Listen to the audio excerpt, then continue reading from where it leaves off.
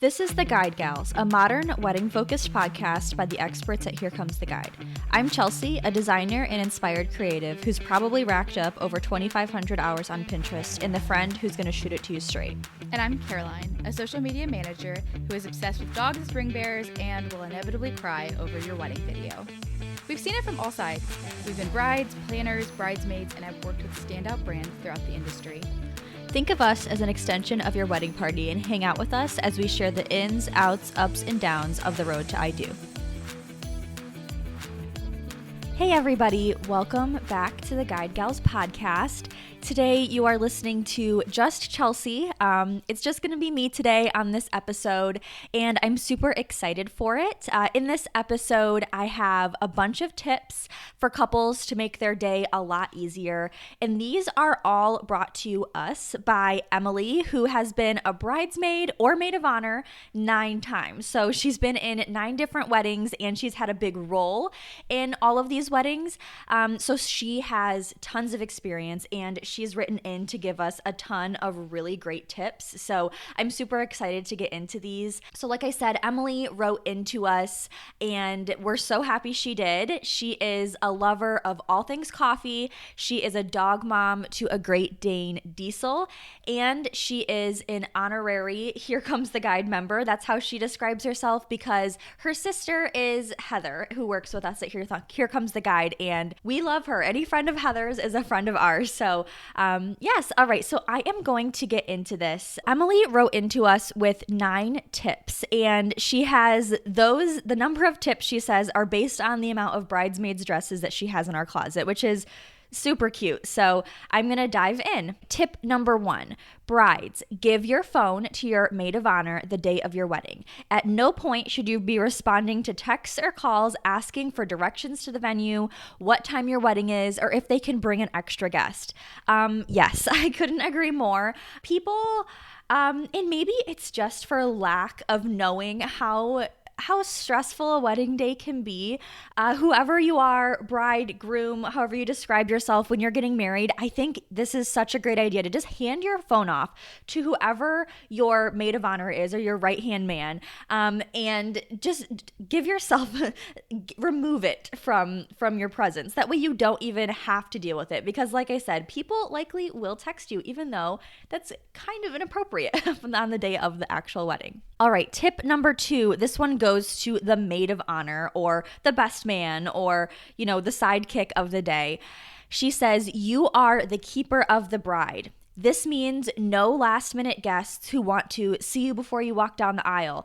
She says this is a true story, and she had to make sure an aunt of the bride did not bust through the doors of the bridal suite to get a sneak peek. That's a little crazy. But this is so great. Having someone that can kind of, act as like a bit of a buffer to the bride or the groom or, the couple on the big day is so great. You really you'll get bombarded by so many different things. So having this buffer is going to allow for just so much more, like the ability to really be in the moment on the day of instead of catering to others, because the day is about the couple and it's about celebrating your love story. So yeah, this is a great piece of advice. Number 3, this is addressed to the bridal party. She says, it is not about you. Your hair and makeup, for that matter, might absolutely suck.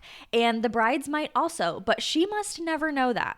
Fix the flyaways in the hair or the smudged makeup, but never say anything else but that she looks beautiful. So I think a big part of this, which Emily didn't directly say, is no complainers. It's a stressful day. So the bride is definitely going to probably be feeling a little bit of nerves and, so much prep went into this. And of course, you want it to go perfectly.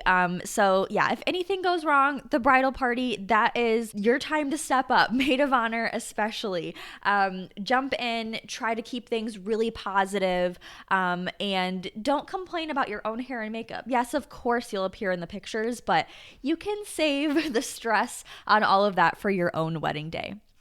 Tip number 4, the key to a great toast to the couple is props. There's nothing better than bringing a onesie that says, "My mom is taken, but my auntie is single and cute," to make sure the guests know that the bride is not pregnant. But as the auntie, you are ready when they are. So that's really funny. And yes, sometimes, the speeches can be a little bit boring and you're kind of just like waiting to eat or like whatever that is. If the wedding party can really get into it and make it a super fun experience both for the guests and but especially to the couple getting married and sharing that personal connection and like those little stories. And, of course, props just will bring it to the next level. Really, really cute ideas. Tip number 5. If your DJ doesn't take charge of the mic, the maid of honor needs to do it. No one needs the father of the bride talking about fornication. And then in parentheses, Emily has here, true story. Had I taken a shot of vodka every time the dad talked about fornication, I would not be alive to write this email. Yeah, good call. Totally a good call there. If things are getting weird on the mic and the person talking into the mic is not the DJ or does not have a great reason to be doing so, someone should absolutely 100% intervene on that before things get carried away. Yeah, great. That's an awesome tip. All right, tip number 6. Emily says to pick bridesmaids dresses that you love. She says, I promise that your bridesmaids are not going to wear the dress again, no matter how classic and versatile you think it is. Yeah, I mean, that's likely true. Isn't like the old saying like, oh, you can always just shorten it and wear it again in the future to another event. Like that's probably not going to happen. Although there are so many like fun trends right now with bridesmaids dresses, which I am so in love with. I do really love like the mix and match kind of thing where like everyone has a different style or even everyone has a different like dress entirely, like different patterns and different colors. That's super fun.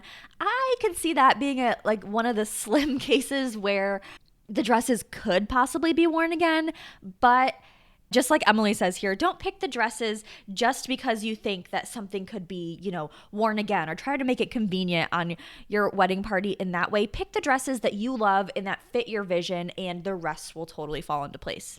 Tip number 7 is also about dresses. So Emily writes, brides, get a dress that fits. There is nothing worse than being at your wedding and not being able to sit down because your dress is too tight. Oh, that's like awful. It makes me think of tight jeans. If your dress is a little snug, get yourself a maid of honor who will help you get in and out of your dress as many times as you need. It's your day and you do you. Totally. Totally. There really is nothing worse than having to endure and like try to look pretty and getting pictures taken of yourself while feeling uncomfortable. So when you are dress shopping, keep this in mind. Like comfort is amazing. And of course it is a dress. Like you're probably not going to be wearing sweatpants or something like that on your wedding day. So it's not going to be the comfiest outfit that you wear in your lifetime. But if you take that into account, I think that you'll be setting yourself up for a much more joyous experience. Once again, I know I just mentioned tight jeans. Think about it. Think about how it can just change the entire flow of your event. Alternatively, I know like the strapless thing, if you're constantly having to pull it up or even like if it's on the other end too big, also frustrating. Get your dress altered, get it fitted, make sure like spend that extra little bit to make sure that you feel comfortable on your special day. I think that'll make a huge difference. Tip number 8, water, snacks, and a wedding mix will fix most things. When things start to get stressful, rely on your maid of honor or your wedding party to get you snacks, water, and a kick-ass dance party while you get ready. Totally true. You don't want anybody, especially the bride or the groom, getting hangry when they're trying to prepare for their big day. Have the water, have the whatever it may be, the beverages that are needed, the snacks on hand. And yeah, it's no secret that like good, happy music to just like lift the spirits while you're getting ready will probably make a very big difference. Alrighty, tip number 9, our final tip from Emily. The bride should never know that there is a wedding day glitch. Missing bouquet? No problem. Split yours with another bridesmaid. Missing fake ring for the ring bearer pillow? Not an issue. Use yours. Kids buck wild in the ceremony? No problem. Bubbles and lollipops to the rescue. A crying bride or groom with no tissues? It's not a problem. I've got some in my bra. This is such a great tip, especially if you are like a wedding party member listening, or a maid of honor, a best man. That, when someone asks you to take on that role during your special day, you really, of course it's super fun, but you're signing up for being that person that will be helpful in those moments. And I mean, a huge part of this, they should never know if there is a wedding day glitch. So if something is going wrong, it can be handled. And you don't need to bring it to the bride or groom, letting them know that something goes wrong. That can stay in the dark. But yes, and if you are a bride or a groom, you're part of the couple getting married listening to this, this is absolutely something that you can communicate to your maid of honor, your best man, the members of your wedding party. There are such great ways to ask to try to make your wedding day go smoothly, that you're relying on them, you care about them so much, and that they'll have your back. Yeah. Okay, so that is all that I have for you today. This was such a fun episode, and thank you so much, Emily, for writing in. I really do feel like you could have your own romantic comedy movie about being in 9 different weddings. That's so many. I would totally watch it if you're going to make that a thing. But yes, that is all I have for you today. So thanks so much for listening to this episode. You can find out more about our podcast. You can access our full episode library and also a full printable freebie library on our website at theguidegalspodcast.com. You can watch us on YouTube on the Here Comes the Guide YouTube channel, and you can listen to the podcast wherever you get your podcasts. You can also connect with us on Instagram at The Guide Gals Podcast. We're also on TikTok now, also at The Guide Gals Podcast. So follow us on those places. We do love to hear from you. We love to connect with you. If you have any bits of advice or any stories about being in a bunch of different weddings, please let us know. We love hearing different stories and being able to share them on the podcast. It's so much fun. But yes, until next time, cheers.